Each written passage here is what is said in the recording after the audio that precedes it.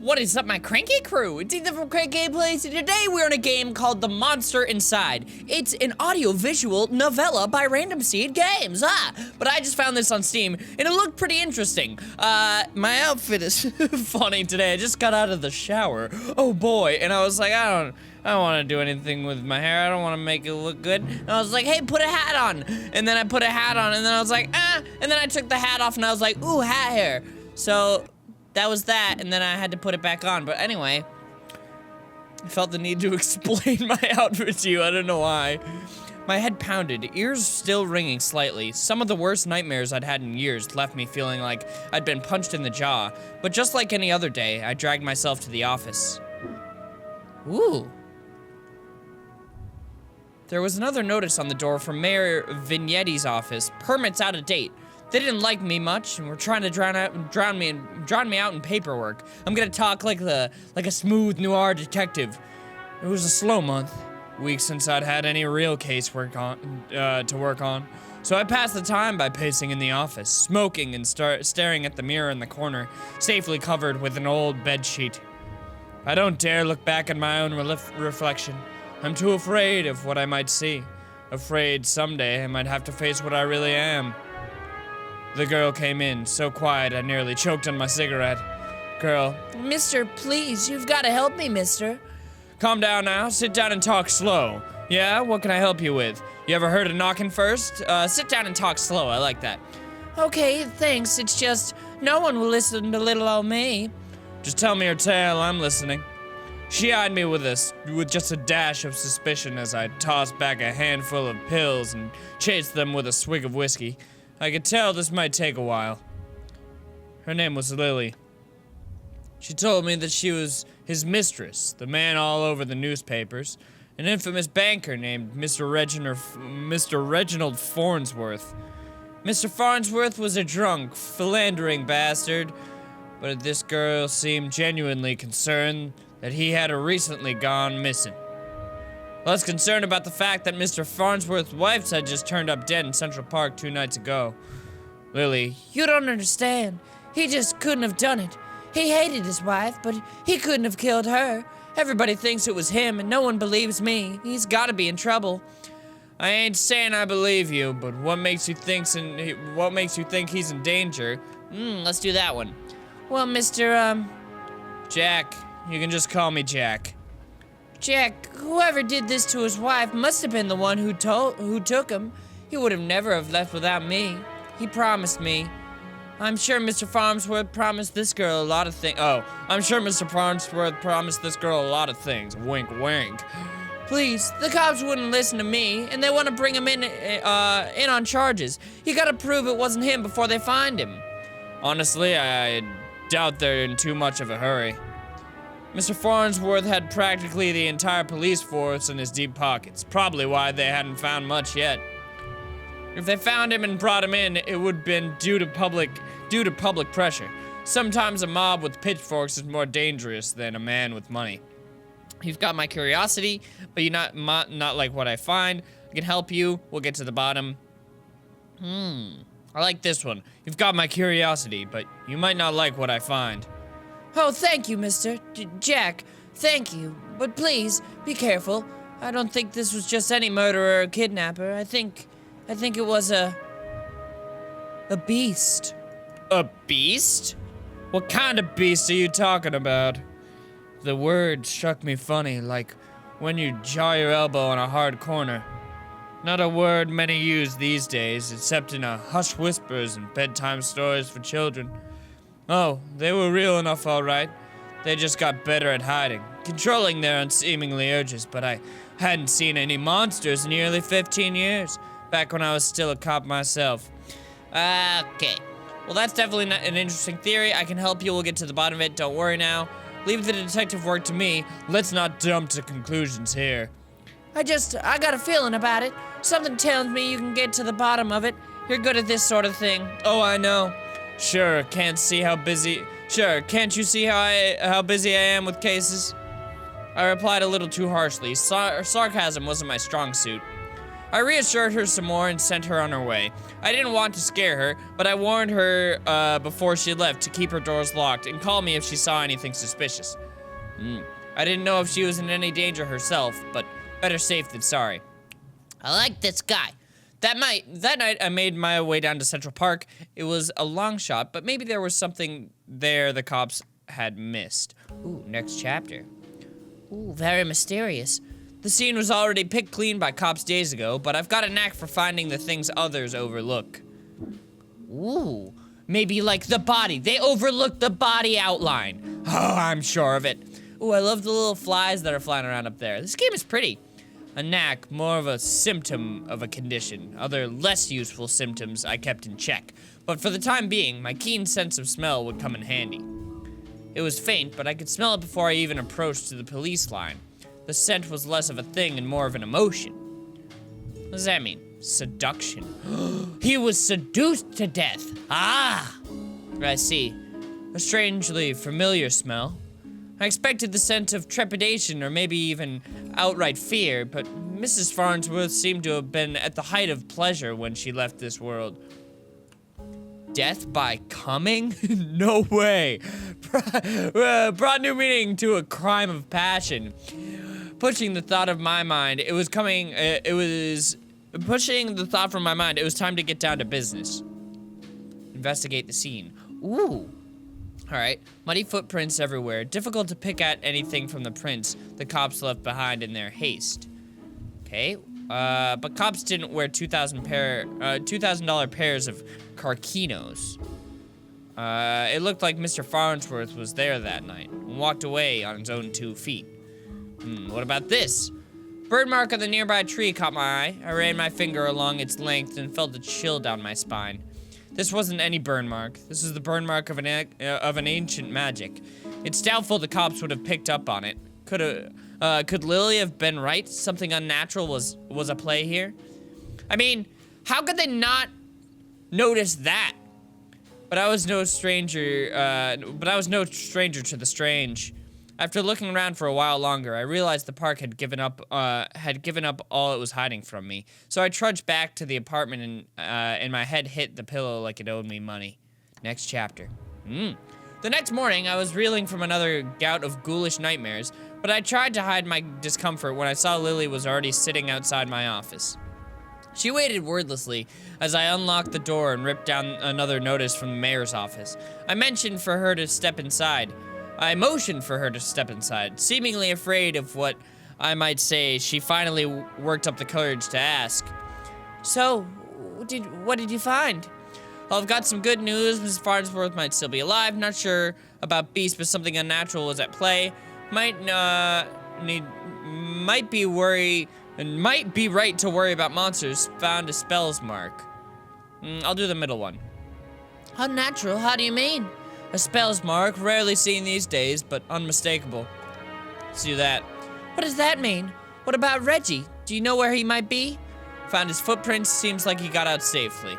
There were signs he was at the scene and slipped away. My tone was indifferent towards her as I turned and grabbed a bottle from my desk drawer. A dryness in my throat made it difficult to swallow my meds. But you didn't know where he went?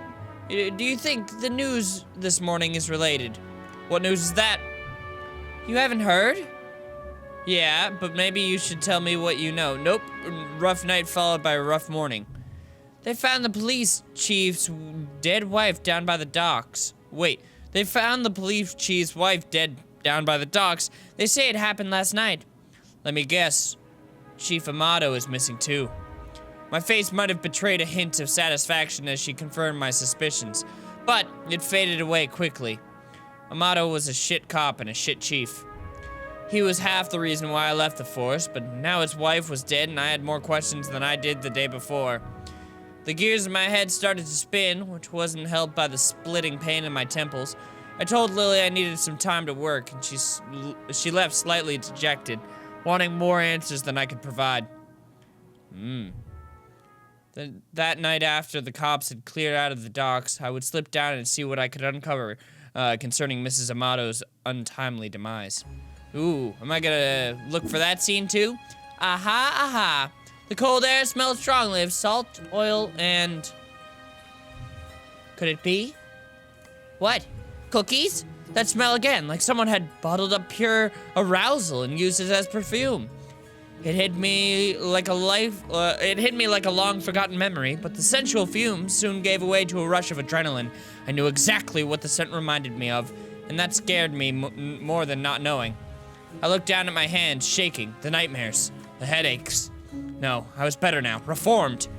I had to focus. No jumping to conclusions. Follow the evidence. Investigate the scene. Well, how about these chains? Chains and whips excite me. Red Phoenix cigarettes, same shitty brand I smoke every day. Everyone's got their voice. Wait, that was like chains, wasn't it? What was that? Anything over here? Okay, what is that?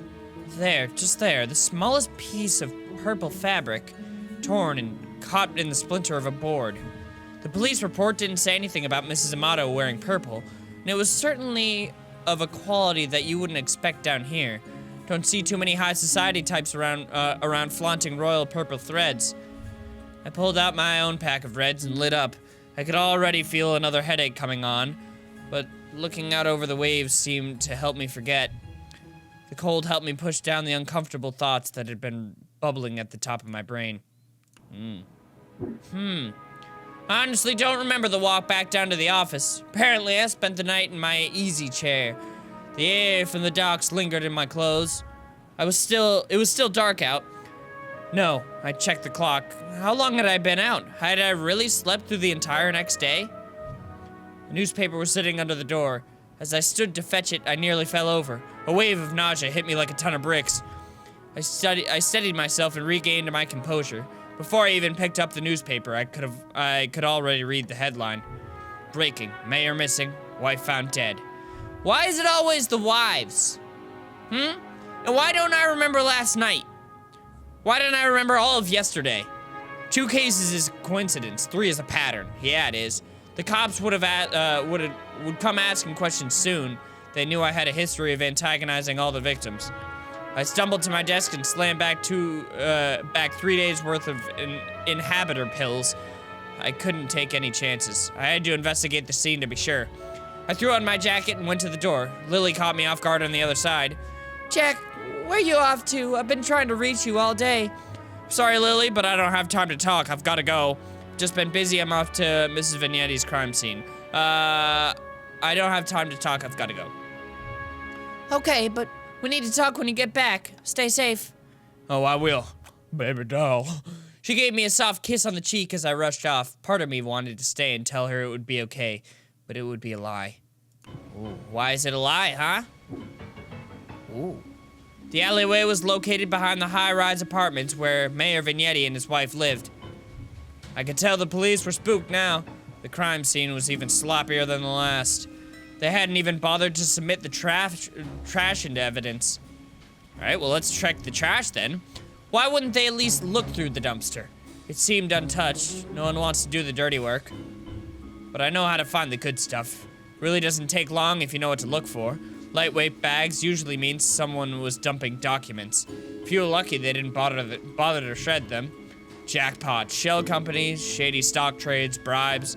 I knew Mayor Vignetti was crooked, but this was unbelievable. After there was more letters between Mayor Vignetti and Chief Amato, talking about me. How they were trying to get me to shut down. They didn't like me snooping around crime scenes all the time. Well, they weren't here to stop me snooping around this one. What else do we have here? The door. Why is it ajar, huh? Vignetti's car. If he's still alive, why wouldn't he have left in his car? It didn't make any sense. I honestly wasn't too motivated to find him, but the stakes were too high, and my bet was edging towards the unthinkable. As I searched around for anything that might assuage my fears, I caught the scent again. Passion. It overwhelmed my other sentence with undulating pleasure. It was intoxicating. A weapon used on the weak-willed. A weapon I knew all too well, though it had been many years since I had used it. There was another like me? Was I being framed? It wasn't possible, was it? I was taking my inhibitors. I was reformed. But the nightmares, the headaches, the memory lapses. I couldn't even trust myself. I started walking back the alleyway when something shiny caught my eye. A watch. Not just any watch, though. My watch. How long had my wrist been bare? Surely I just dropped it when I first came down the alley. I checked the time just before I left the office, hadn't I? Or had I used a wall clock? I couldn't be sure. I couldn't be sure of anything. So I ran. Is it him doing the crimes? Is it him blacking out? I mean, there's no mirror there, so we don't know what he looks like. Or the mirror's covered. I don't know why I ran back to the office. The cops would probably show up any minute to knock my door down and cart me away. They should have put it together before long. They would put it together before long. Maybe it would be best for everyone if I simply faced my own reflection. But Lily was still inside, was still there waiting for me. Jack, what's wrong? You look like you've seen a ghost. My own ghost, come back to haunt me from the past. You're not making any sense, Jack. Come sit down. You don't understand. You're not safe around me. I took a last glance at her as I was prepared to shove her out the door. I noticed she was wearing the same thing she had worn when she first came to my office 3 days ago. A beautiful purple dress. Is it her? Odd that I hadn't really noticed before, but it made her seem out of place, out of time. And I was frayed around the edges, torn in places. My chair caught my fall as my knees failed me. It was you. You're the monster. Succubus. Oh, Jack. We are one and the same, you and I. We are both monsters. I'm simply more honest with myself. There's no such thing as reformation. Those pills you take only make you dull. Beasts like us should never suppress our true natures. As you have, Incubus. Those men probably dead too now, now I figured. She probably took them to her lair and harvested their seed. So, you've done all this to just wake me up. You could say that, though it seemed enough just to have you doubt yourself. You believed you were still capable of such horrors, which means deep down you probably are. You can't escape it. Now I need you to complete the deed. You took my watch, messed with my head. Oh, act like I didn't do you a favor. Those men hated you and wanted you gone, and now they are gone. I mustered the strength to stand again, moving casually to the window by the corner. She was right about one thing. I was dull, weak compared to her. If I refused her and she attacked me, I was a dead man. I had to keep her talking. I never met a succubus who just seduces and kills women. Oh, please, such a 14th century stereotype. I don't discriminate when it comes to the pleasures of flesh. But I do still need an incubus like yourself to take the tainted seed I've harvested from those awful men and plant it among fertile masses for me. I'm tired of draining my lovers just to survive. I'm ready to settle down and start a family. Ha ha ha. That maniacal laughter. I positioned myself carefully, making sure she was looking my direction. Sorry, but I'm not your guy. With a quick flick of my wrist, I whipped out an old bedsheet off the corner of the mirror. Ooh. Lily was blinded by her own reflection and sucked into the mirror with a painful, monstrous dream. Trapped. Shielding my eyes, I pulled a revolver from my chest's side drawer and aimed it at the mirror. I fired. Ooh. Ooh, that was really cool. I really liked that. So she got trapped in the mirror at the end because she saw her own reflection. And then, ooh, more from Random Seed Games. Cool. I'll have to check those out. Well, that was awesome. I really, really liked that. I also really liked how you kind of had to make up the characters in your head, like what they looked like and stuff, because you never saw them. I really, really liked that. You only saw the environment, and the way that it was all monochromatic really like sold that noir style, and the music too. That was really cool. I really, really enjoyed that. If you want to check it out for yourself, link as always will be down in the description below. But thank you guys so much for watching. Hope you enjoyed. If you did, make sure to slap that like button right in the face. And I will see you guys in the next video. Love you all. Stay cranky. Bye.